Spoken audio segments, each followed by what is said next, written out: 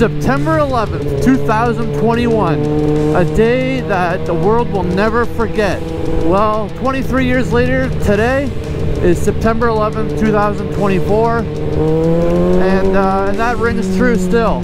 I am 37 years old at the time of this recording, and I remember quite well where I was during September 11th, 2021, or sorry, 2001. September 11th, 2001, I was in homeroom. We had just finished the national anthems, and the teacher was actually screwing around trying to figure out something to play. It was history class it was going to be, and she was trying to figure out something to play on the TV. And then obviously when we turned on the television, we saw what we saw. And that took everybody's attention away from the Indianapolis Jones movie that we were supposed to watch, or whatever it was that we were going to be tuning into. And anyway, we sat there watching, and believe it or not, I actually got suspended that day. And you guys are going to hear some language here. I'm gonna censor it, of course, but you are going to be able to put two and two together with what I actually said behind the beeps, okay? When the second plane was coming, the teacher said, "Oh look, it's a replay." And I said, "No, you f***ing retard. It's a second plane. The first building's already on fire." Anyway, I was in the principal's office getting my ass suspended when the buildings collapsed. And I'll never forget that. And that's got to be like the craziest thing that's ever happened. And I'm not trying to sound like I'm making light of it, but I'm in a good mood just 'cause I'm riding my bike. And the crazy thing is, if there was like 4K cameras, do you imagine just the crazy levels of smut videos and just absurd things that we would have if we had 4K back then instead of like the standard definition that was available at the time? The interesting thing is the weather today is identical to September 11th, 2001.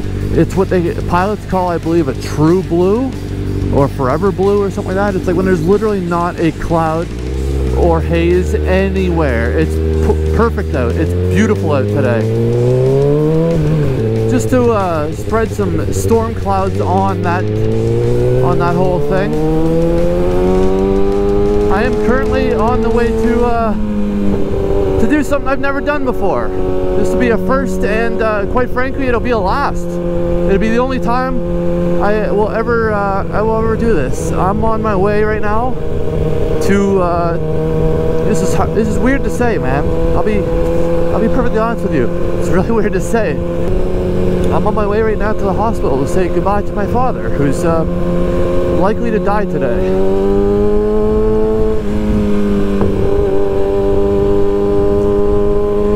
Yeah, that's first time I said that out loud. That's definitely a weird thing to kind of have going on between my ears right now. But that's the reality of life. It always, there's always an ending, you know what I mean? I'm not trying to, like, I don't get paid for these videos or anything like that. I'm not trying to capitalize on saying this. I'm just trying to use it as a bit of a creative outlet to, I suppose, take my mind off of the reality of all this. But that's where I'm going right now, so I don't know what the message of, what the hell is all this traffic? I don't know what the message of the rest of this video is, you know, targeted to entail, but I guess everything comes to an end at some point, though, you know what I mean? Like, that is life. Nothing you can do about it, so you could either sit around and mope, or you could use the bad times, the sad times as motivation to become a bigger, stronger, better person, physically or mentally or financially or socially, or however you determine the best vice is.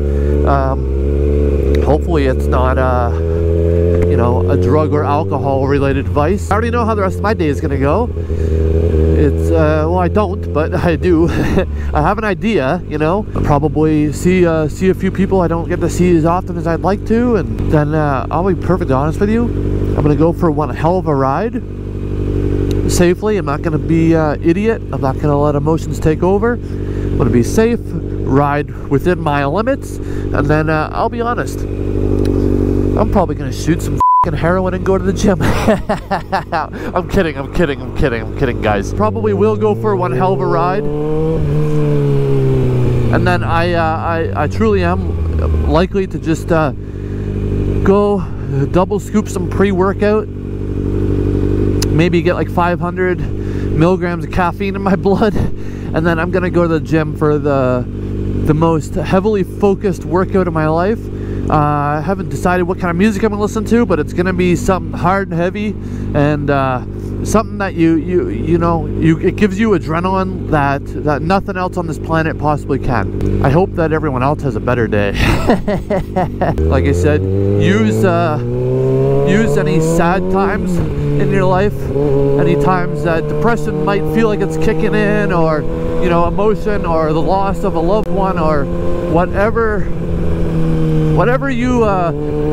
hard time you run yourself into, use it as motivation. Go create something, business. Go create, a better version of you. Like, I'm gonna hit the gym today. I'm probably gonna write down a plan too for future business opportunity, an idea that I have had brewing and been too lazy, and it's gonna help take my mind off of things, but it's also going to be an inspiration to make this idea of mine not only a reality, but it's going to make it become the best possible version that it could have been. There's a lot of positivity out there, and sometimes you gotta find it. But not to quote Andrew Tate too often, but depression isn't real if you don't believe in it, and that is probably the most true thing I've ever heard in my entire life. I'm not gonna sit here and have a discussion about that guy and his general message and all that, but that is truth. If you don't believe in depression, if you don't believe in it, then it can't affect you. And that is a very true thing when it comes to mental health. If you don't believe in it, it's not affecting you. To me, to piggyback Mr. Tate's message, if you think positive and you have a clear, positive mindset, things aren't gonna beat you down. I don't know what else to say right now. I think I'm just gonna ride the rest of this way, and then maybe I'll have something to say, after some of these conversations. Maybe I'll have an epiphany. Hey everyone, post-production Ryan here. I rode home in complete silence. I didn't really have anything I wanted to say. My father, just to answer some questions that people might have curiosity about, maybe not, don't know. He suffered from a disease called myelomalacia. It is a disease that affects the spine. It's often due to geriatrics, someone being in their older age. In my father's case, it was due to an injury. He was a contractor just about his entire life, and actually visited a chiropractor. And although we will never be able to prove it, he firmly believes that it was caused by the chiropractor. The chiropractor is actually the one that created this issue, or at least amplified it, I should say. But anyway, that's neither here nor there. My father did make it an extra day. He passed away on Thursday, the 12th of September at 11:06 p.m.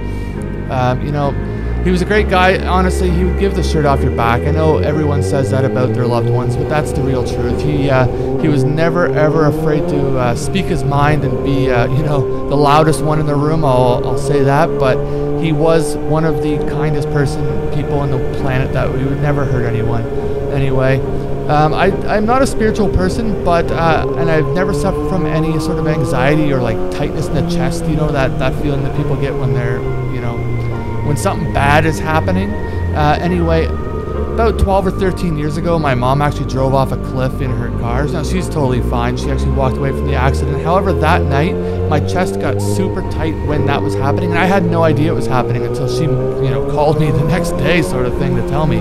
But I knew something was wrong that night. I obviously had no clue what it was. I just knew something wasn't right, where I had this feeling in my chest. Now, I'd seen episodes of like Unsolved Mysteries and stuff about how like parents and children, sometimes even siblings, have this really strange like spiritual, like extra, like, I don't know what the right word would be, but this connection to each other when one feels pain, the other one feels pain. It's anyway, it's unexplainable, obviously, but I had never felt this feeling again, and I truthfully never thought about it again until the other night. I'm someone that goes to sleep usually around 11-ish at night, and I often wake up at 3:30, maybe 4 in the morning. So that's like my normal sleeping schedule, okay, just to let you know what kind of psycho I am. Well, I woke up this night on, I guess it would have been the night of the 10th, morning of the 11th, however you want to look at that, at 1:30 in the morning. I don't wake up at 1:30 in the morning, okay? I never wake up at 1:30 in the morning. But I did this day, and my chest was super tight. I had that exact same feeling, and it was absolutely unexplainable to me until obviously I got the phone call from the hospital in the morning that, you know, today's the day, you really should come visit him. I'm truly not looking for any sort of sympathy or attention in this. Truly, I mean this from the bottom of my heart. If you have anything bad that happens in your life, whether that's, you know, losing your job, your career, getting fired, a girl breaks up with you, dumps you, divorces you, maybe you lose a loved one, whatever bad things happen to you, just take it, turn it into something positive, the best you possibly can, whether that's starting new relationships, building yourself up in the gym, starting a new career, building a career, starting a business, having some sort of creative outlet, you know, training harder to be that athlete or that rock star that you always wanted to be. Whatever you can do, harness that energy, harness their energy, and just, you know, amplify yourself. Take yourself to that next level.